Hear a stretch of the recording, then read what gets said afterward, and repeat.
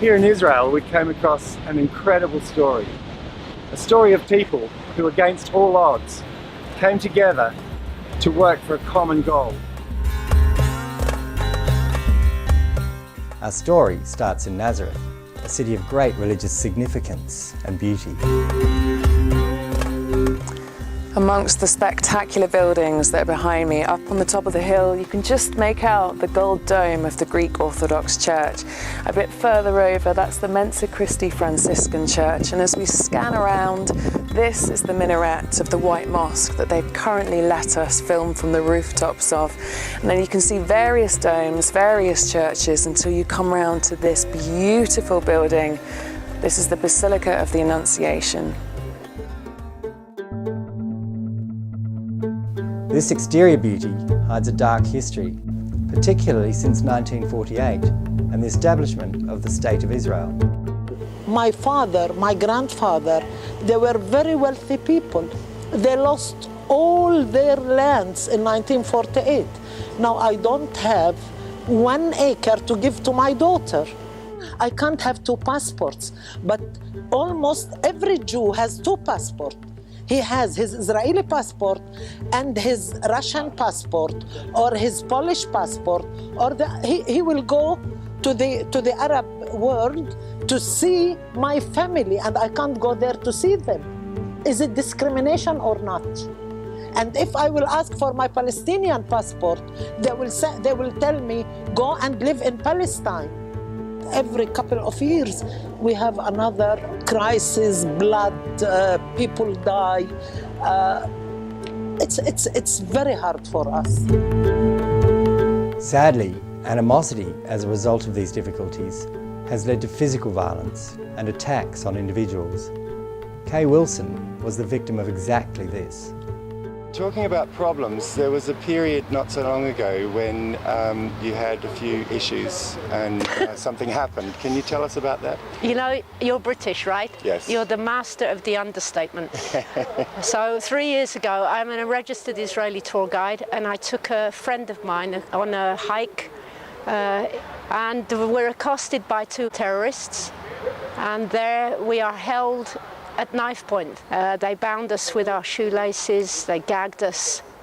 They go after 12 stabs. And I'm not sure if I'm dead or alive. And then I don't know how, but I managed to get up and I managed to walk through the forest over a mile, bound, gagged, barefoot.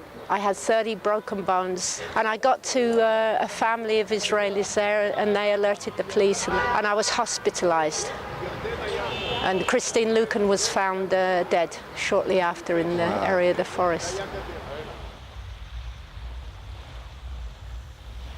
Situations like these have afflicted all the peoples of Israel. This makes the thought of a Jew and an Arab working together sound almost impossible.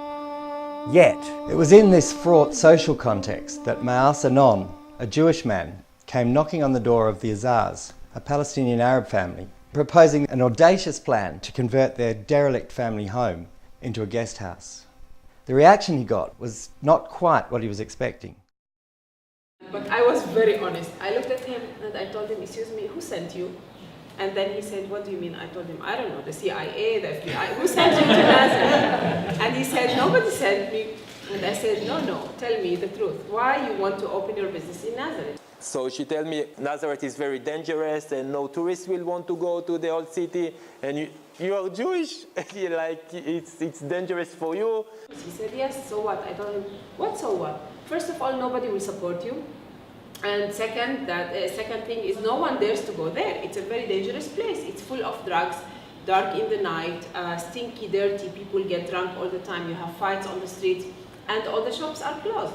Now you are telling me that you want to bring tourists to Nazareth? We are locals and we don't even dare to step in the old city of Nazareth. But I said, like, wow, this is very interesting.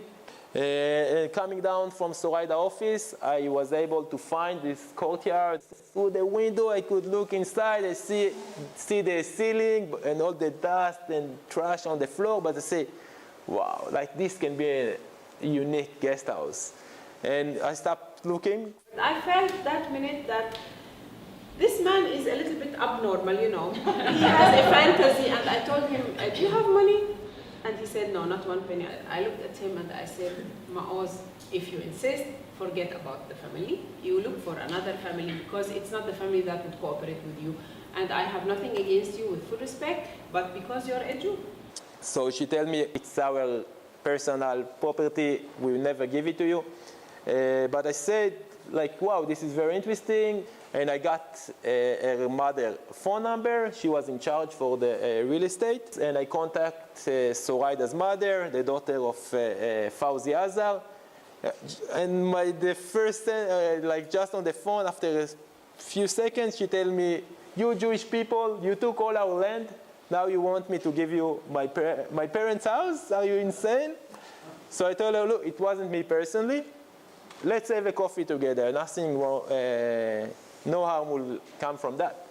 When he called me, we met for a cup of coffee. So I told him, it's not enough for you what you took from us. You want my parents' house? It was a kind of joke, because he was a very nice guy. And really, my only interest with my 4 sisters was to keep the name of my father, Fauzi Azar. So after a few meetings with Maoz, she told him, listen, Maoz, the main idea is to memorialize our grandfather's name. You don't have money. So for 5 years, instead of paying rental fees, you have to make renovations, because the only condition is to keep this house, Fauzi Azar's house. And then on the 4th meeting, she asked me, Maoz, are you serious? Do you really want to open a guest house there? I told her, yes, of course I want to. She said, you know what? I believe you. Here are the keys to the house. You can start your project today. So I took the keys. And I called my wife, told her, honey, I'm staying in Nazareth tonight, we can start. We cleaned those 3 rooms here around us.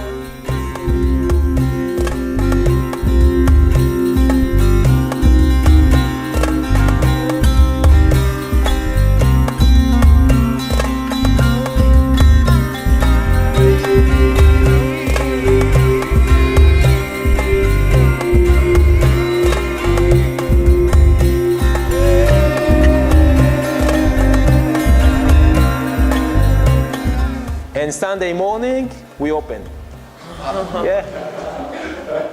Maoz, he's a real gentleman, that all what I asked him, what we agreed to do, almost he did. Not everything, but it's okay.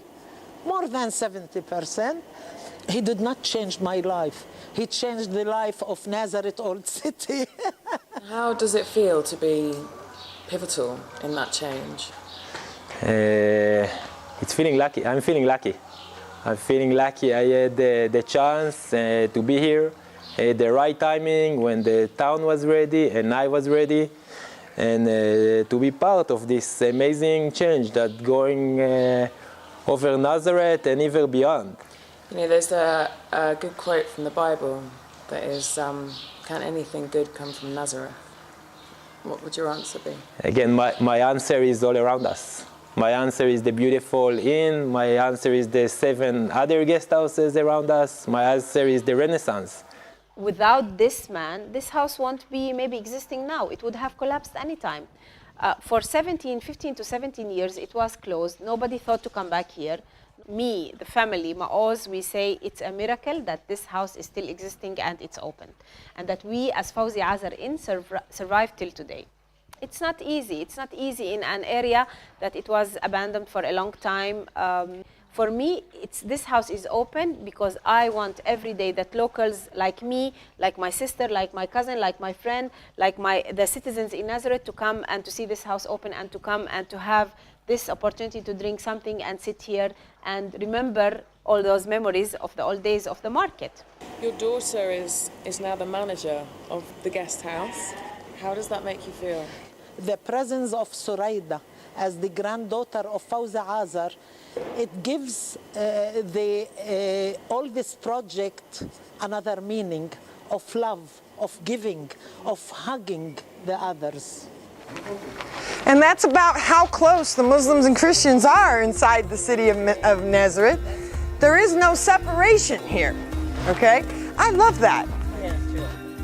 We met Linda, an American lady from Michigan, who has been a volunteer here in Nazareth for the past 5 years. She runs a walking tour in the Old Town to show the ever-increasing numbers of tourists what they should see and do in this now thriving old city.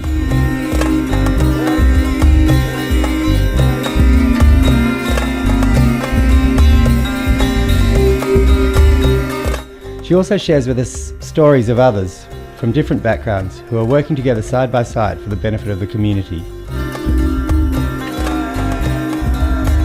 I would also like to say, as simple as the key maker has made money from the guest houses that have been started in Nazareth, including the Fawzi Azar. How many keys do you think we've had made from all these guest houses? So you can see that with the tourism changing where they sleep in the city, even these folks are able to feed their families.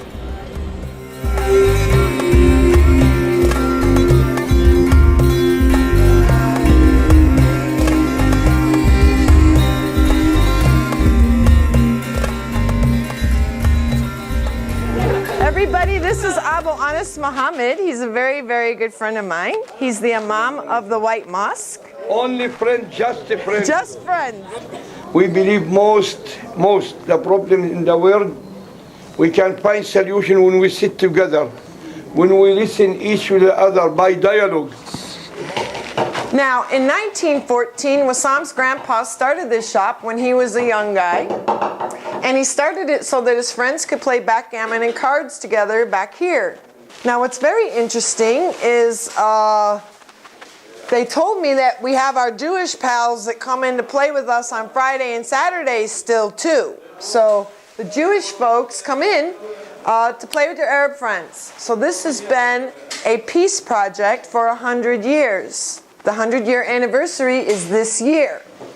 Now Wassam's dad died here, and he took over the shop the same time that Mu'oz started Fawzi Azar in, the same time that Tishreen started their restaurant.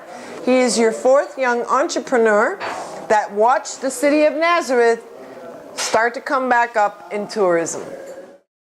We've seen how this community spirit has benefited the tourist industry, but we want to see if this translates to everyday life. There are no public hospitals in this area, so the 3 private ones are run by Italians, English and French, and largely staffed by volunteers from many varied backgrounds and faiths. We spoke to staff at the Holy Family Hospital. I'm here responsible of a high-risk pregnancy unit, and she's a midwife. I'm a midwife, yeah. I am an Arab Muslim. But an Israeli citizen. Yeah. Yes. And I'm also an Israeli citizen, but I grew up in the Galilee, in a kibbutz on the northern border. And you're Jewish? I'm Jewish, yes. And how is it working together? Good, very good. Right. We manage very well. It has nothing to do with religion. Yes. It only has to be with being a human being. Yeah. And being a woman, of course. That's the most important thing. It's like looking at the Spice Girls. We are religious. We live together. We work as a volunteers in the hospitals, in different departments. Sister is in charge of the emergency department, and sister is in the maternity department since 30 years. That's a long time. Yes. And you're all voluntary. Yes. We all are volunteers. Yes. How do you do that? How is that possible? They take care of us. All our needs are met. And we are religious. We don't have any other needs than what.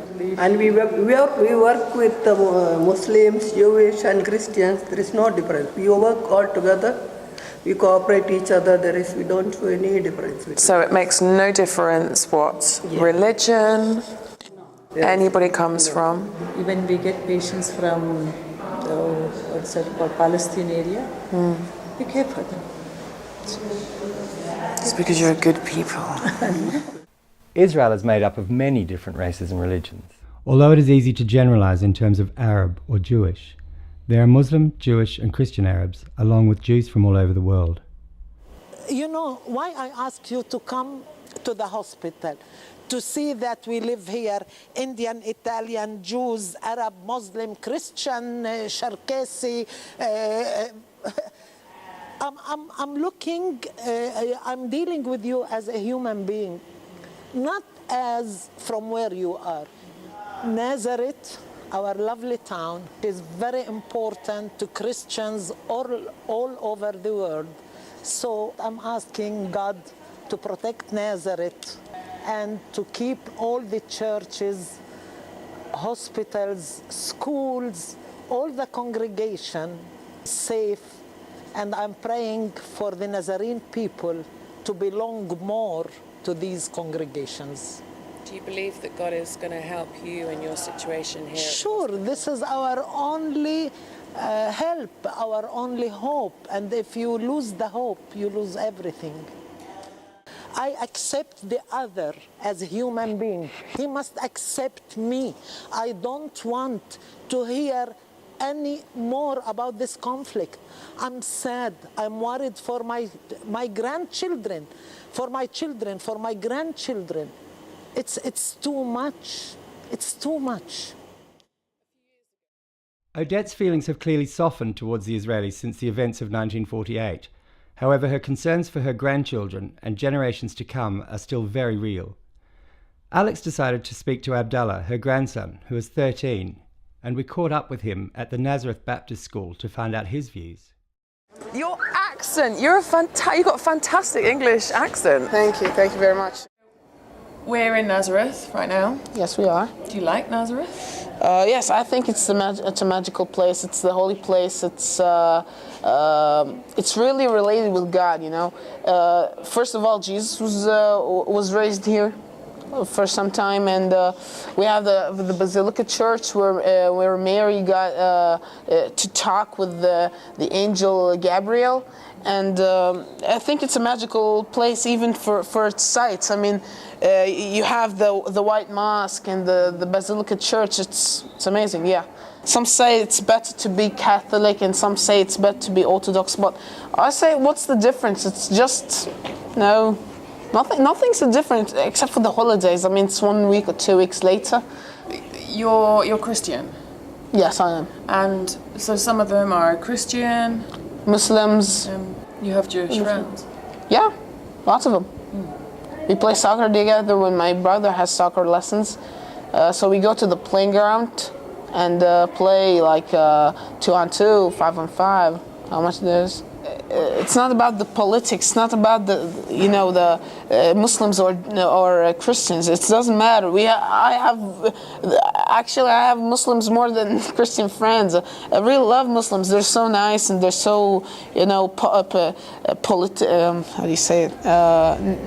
Nice people, yeah. So many different faiths, all living closely together and in peace. It's a really beautiful thing to observe.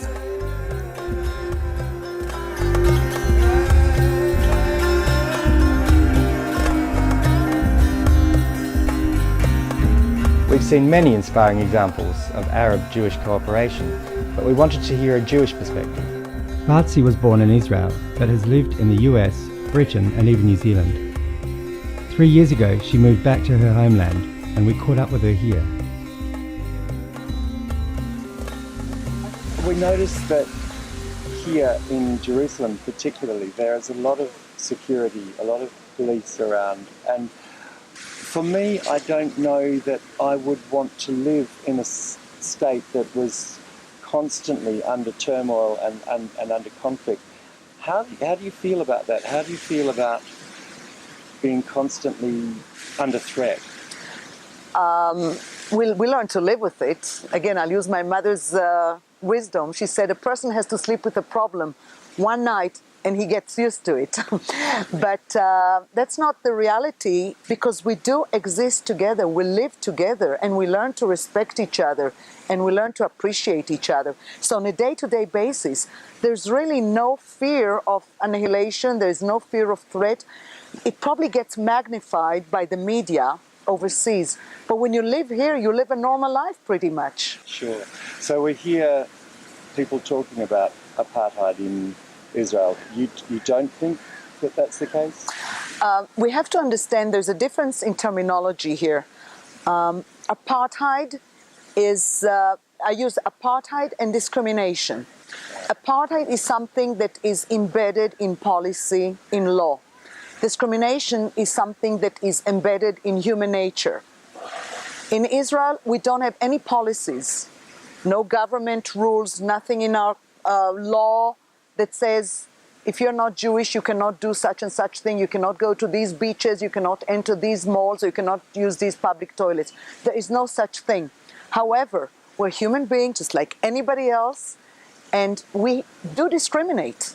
But I've seen discrimination in America, I've seen it in Europe, even in Africa. There are some tribes who believe that they are more equal than others. And you're still here, you're still living in this country. I would have been on the first plane out of here. Why? Well, I'd have been absolutely petrified of everyone and everything around me, I think. No, I think the opposite has been true. Actually, the first person to come to the hospital was my Arab bus driver from Nazareth. Wow. Big fat guy, all right?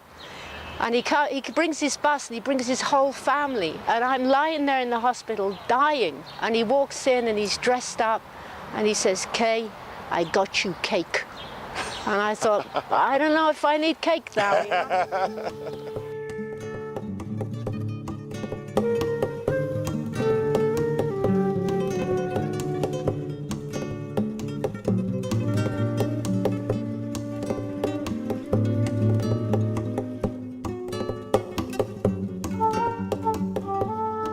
Yes, there are incidences of racial and religious hatred in Israel, in much the same way as there are in any other country in the world. But for 90% of the population, they all want the same thing. They just want to live in a peaceful, happy environment. What we've learned here, along this journey, is that it's more important to be a human being than any race or denomination. And what we've seen is that the peoples of Israel are far further along in the peace process than their political representatives would give them credit for. I would like to remind the Jewish people, Adam le-Adam Adam. A person, a mankind to a mankind is mankind. And I can't change politics, but I can change myself and be careful how I engage and interact with people. It's like I don't even know who's Arab, who's Jewish, speak Hebrew. And we always say the same thing about politicians. We say that politicians and nappies, diapers, should be changed frequently and both for the same reason.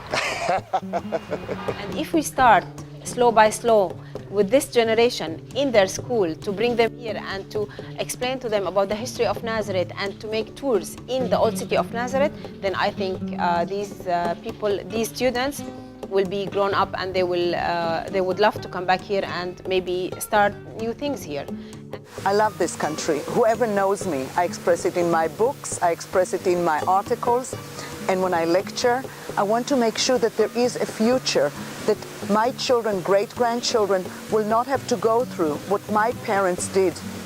I'll help every child or every person in Nazareth that needs help. I'll try to help them as hard as I can, as much as I can, and I'll try to change things that people want, that people are fighting to get. So if I have all the money in the world and the magic wand, you say, I would do it.